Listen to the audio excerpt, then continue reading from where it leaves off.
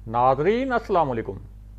आज हम बात करेंगे कि पाकिस्तानी एयरलाइंस के जो जहाज़ हैं वो मौत के उड़न खटोले क्यों हैं और इन जहाज़ों के हादसात में किस किस्म की संगीन और मुजरिमाना गफलत सामने आती रही है, और इसके साथ साथ आपको कुछ ऐसे हादसात के बारे में भी बताएंगे जिनकी वजूहात बहुत पुरअसरार थीं और उनसे जुड़े हुए राज और भेद आज तक नहीं खुल सके। अगर आप इस खबर की तफसील जानना चाहते हैं और आने वाले दिनों में भी अहम मामलात से आगाह रहना चाहते हैं तो हमारे चैनल को सब्सक्राइब कीजिए। और अब बात करते हैं आज के मौजू पर। नाज़रीन, PIA के तैयारे के अलमनाक हादसे की खबर तो आपने सुन ली होगी, और हम आपको आज बताएंगे कि जो पाकिस्तानी एयरलाइंस के जहाज़ हैं उनको मौत के उड़न खटोले क्यों कहा जाता है और इन हादसात में किस किस्म की मुजरिमाना गफलत सामने आती रही है, और इसके साथ साथ कुछ ऐसे हादसात भी हैं जिनकी वजूहात बहुत पुरअसरार थीं लेकिन अब तक उनके जो राज हैं वो नहीं खुल सके। हमने जो पाकिस्तानी एयरलाइंस के जहाज़ों के बड़े हादसात हुए हैं उनका एक जायज़ा लिया है और वो जायज़ा हम आपके साथ शेयर करते हैं। तो आपको बताएं कि मई 1965 में PIA का एक तैयारा काहिरा एयरपोर्ट पर लैंड करते हुए गिरकर तबाह हो गया था और उसमें 121 मुसाफिर जाँ बहक हो गए थे, और उस वक्त बोइंग 720 का ये चौथा सबसे बड़ा हादसा था। लेकिन आज तक इस हादसे की हतमी वजूहात सामने नहीं आ सकी और ना ही किसी को जिम्मेदार ठहराया गया। इसी तरह 6 अगस्त 1970 को PIA का फोकर तैयारा इस्लामाबाद से उड़ान भरते हुए गिरकर तबाह हो गया और इस हादसे में 30 अफराद जाँ बहक हुए।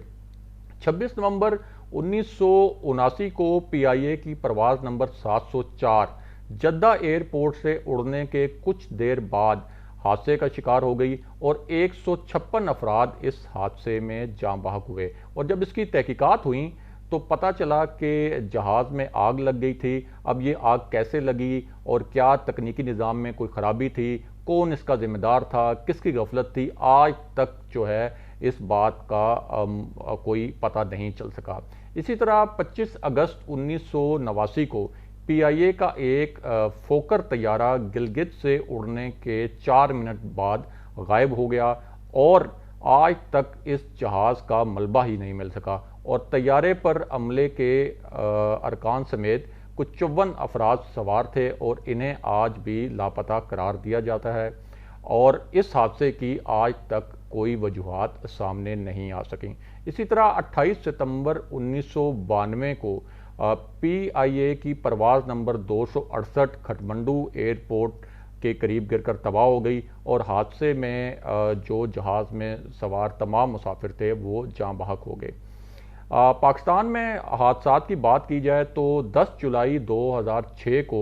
मुल्तान से लाहौर आने वाला PIA का जो फोकर तैयारा है वो गिरकर तबाह हुआ और इस हादसे में 45 मुसाफिर जाँ बहक हुए। और इसकी जो तहकीकात हुई उसमें मालूम हुआ कि जहाज़ उड़ने के बाद रनवे से कुछ धाती टुकड़े मिले थे और ये जो धाती टुकड़े थे ये दरअसल जहाज़ के इंजन का हिस्सा थे जो कि परवाज करते हुए इंजन से अलग करके रनवे पर गिर गए। और इसी कमेटी में इसी तहकीकाती रिपोर्ट में ये इंकशाफ भी किया गया कि तैयारों की जो क्लीयरेंस सर्टिफिकेट देने का एक अमल होता है और एक जो जांच पड़ताल का एक निज़ाम होता है वो बहुत नाकिस था, और इस तैयारे के इंजन की मुरम्मत में भी कई खामियों की निशानदेही की गई। लेकिन इन इंकशाफात के बाद भी किसी को ना तो कटहरे में लाया गया और ना ही किसी के खिलाफ कोई ऐसी कार्रवाई की गई कि जिसको एक मिसाल बनाया जा सके। ये तो थोड़ी सी थी आम जो हमारे मुसाफिर तैयारे हैं उनके हादसात की एक मुख्तसर सी तफसील, और ये वो तफसील है जो कि बड़े हादसात की है। इसके साथ साथ कुछ हाई प्रोफाइल हादसों के बारे में आपको बताएं कि 17 अगस्त 1988 को जो हादसा हुआ था जिसमें C-130 तैयारा गिरा था, और C-130 तैयारा उस वक्त दुनिया के महफूज तरीन तैयारों में शुमार होता था, और उस हादसे में उस वक्त जो मुल्क के सदर थे जनरल ज़ियाउल हक और chairman joint chiefs of staff committee general Akhtar عبد الرحمان سمیت 31 افراد لقمہ اجل بنے تھے، لیکن آج تک حتمی طور پر نہیں پتہ چل سکا کہ اس طیارے کی حادثے کی کیا وجوہات تھیں۔ اسی طرح 20 فروری 2003 کو ایک ہائی پروفائل کریش ہوا اور اس میں پاک فضائیہ کے اس وقت کے سربراہ مصعب علی میر سمیت 17 افراد جاں بحق ہوئے، اور اکتوبر 2015 میں پبلک اکاؤنٹس کمیٹی کو بتایا گیا کہ جس فوکر طیارے میں مصعب علی میر سوار تھے اسے پہلے ہی خطرناک اور ناقابل استعمال قرار دیا جا چکا تھا، اور اس طیارے کو تو پہلے پی آئی اے نے بھی اپنے فضائی بیڑے میں لینے سے انکار کر دیا تھا۔ اور یہ وہ ہائی پروفائل حادثات ہیں کہ جن کی تحقیقات ہونا بہت ضروری تھا، اور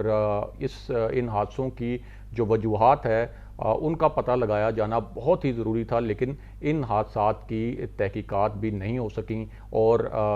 کوئی ایسا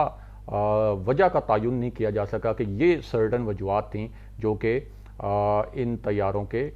جو حادثات ہوئے ان حادثات کا باعث بنی۔ اب اگر آپ کو تھوڑا سا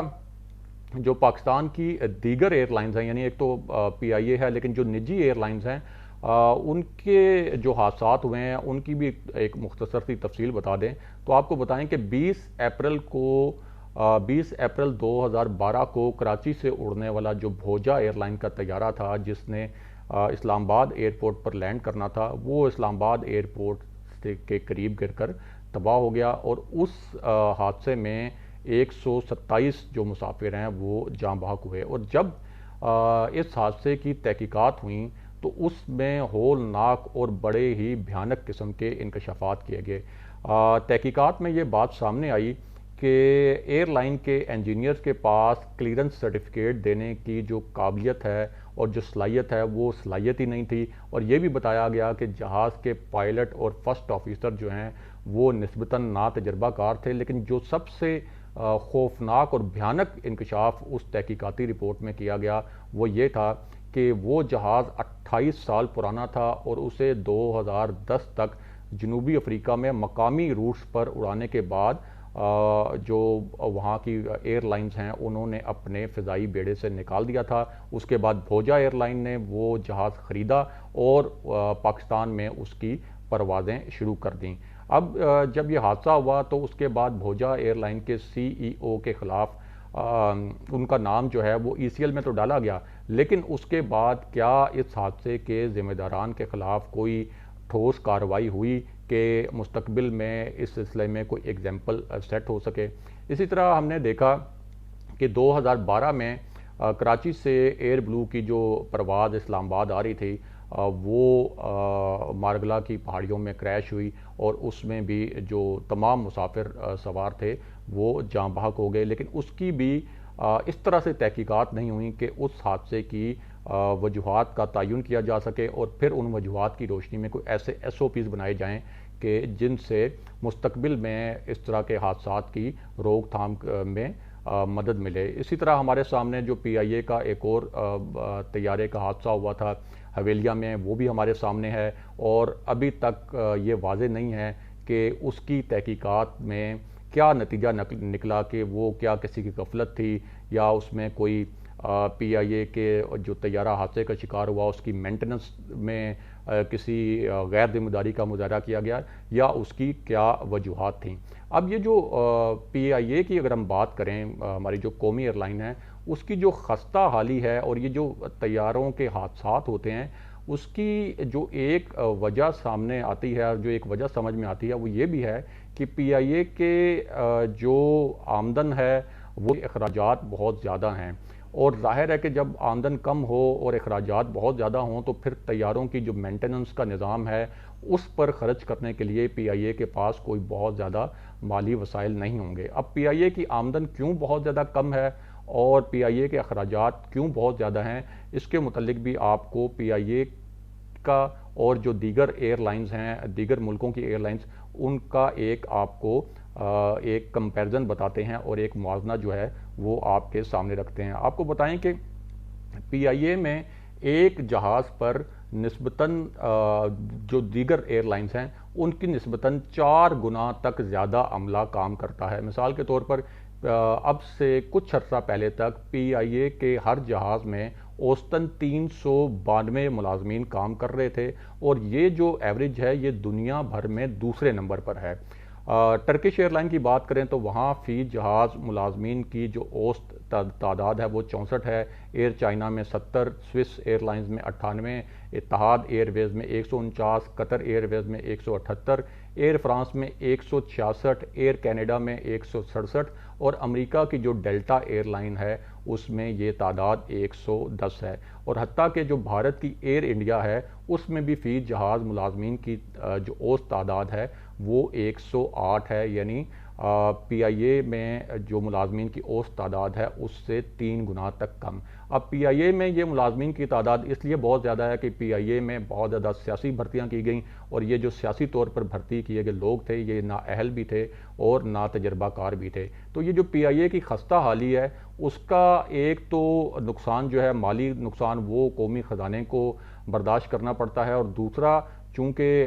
پی آئی اے کے پاس مالی وسائل کم ہیں تو پھر وہ مینٹیننس کے اوپر اس طرح کی توجہ نہیں دی جا سکتی، تو اس کا ایک نقصان جو ہے وہ اس صورت میں بھی سامنے آتا ہے کہ یہ اس طرح جو جہازوں کے حادثات ہوتے ہیں اور عام انسانوں کو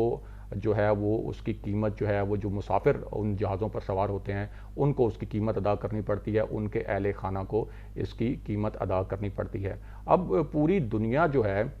یورپین ممالک میں، اسی طرح امریکہ میں یا دنیا کے جو دیگر ممالک ہیں وہاں بھی فضائی حادثات ہوتے ہیں، لیکن وہاں جو فضائی حادثات ہیں خاص طور پر مغربی ممالک میں ان کی شرح پاکستان میں ہونے والے فضائی حادثات سے 15 گنا تک کم ہے، اور وہاں جب کوئی اس قسم کے حادثات ہوتے ہیں تو ان کی پراپر تحقیقات کی جاتی ہیں، ذمہ داروں کا تعین کیا جاتا ہے، اور اگر یہ ثابت ہو کہ کسی کی غفلت کسی نے برتی ہے تو اس کے خلاف کارروائی کی جاتی ہے، اور یہی وجہ ہے کہ وہاں جو ہے وہ حادثات کی جو شرح ہے وہ ہر آنے والے سال میں کم سے کم ہوتی چلی جا رہی ہے۔ اور اس میں بہت اہم بات یہ بھی ہے کہ پی آئی اے وہ ایئر لائن تھی جب پی آئی اے بنی تو اس کے انیشل ایئرز میں پی آئی اے کو دنیا کی بہترین ایئر لائنز میں شمار کیا جاتا تھا، اور اسی ایئر لائن نے دنیا کی کئی ایئر لائنز کو کھڑا کیا، خاص طور پر مڈل ایسٹ کی جو ایئر لائنز ہیں ان کو کھڑا کیا اور ان کے جو عملہ تھا اس کو تربیت بھی دی، لیکن آج ہم دیکھتے ہیں کہ پی آئی اے ایئر لائنز کی رینکنگ میں بہت پیچھے اور بہت نیچے کھڑی ہے، اور جو مڈل ایسٹ کی ایئر لائنز ہیں جن کو کھڑا کرنے میں پی آئی اے نے مدد کی تھی اور ان کی عملے کی تربیت بھی کی تھی، وہ جو ہیں وہ پی آئی اے سے بہت زیادہ آگے ہیں، اور ان کے جو حادثات ہیں ان کی شرح جو ہے وہ اگر اس کا پی آئی اے سے یا پاکستانی ایئر لائنز کے حادثات سے اگر ان کا کمپیریزن کیا جائے تو وہ نہ ہونے کے برابر ہے۔ تو اس پوری صورتحال میں پاکستانیوں کے لیے یہ بہت تکلیف دہ بات ہے کہ ظاہر ہے کہ ہمارے پاس آپشنز بھی محدود ہیں، ایک تو قومی ایئر لائن ہے، اس کے علاوہ بہت محدود تعداد میں پاکستان میں ایئر لائنز آپریٹ کر رہی ہیں جو پاکستانی کمپنیوں کی ہیں، تو مجبوری میں پاکستانیوں کو انہی ایئر لائنز میں ٹریول کرنا پڑتا ہے، اور جس طرح سے یہ اب ایک انتہائی المناک حادثہ پی آئی اے کا ہوا ہے جس میں لاہور سے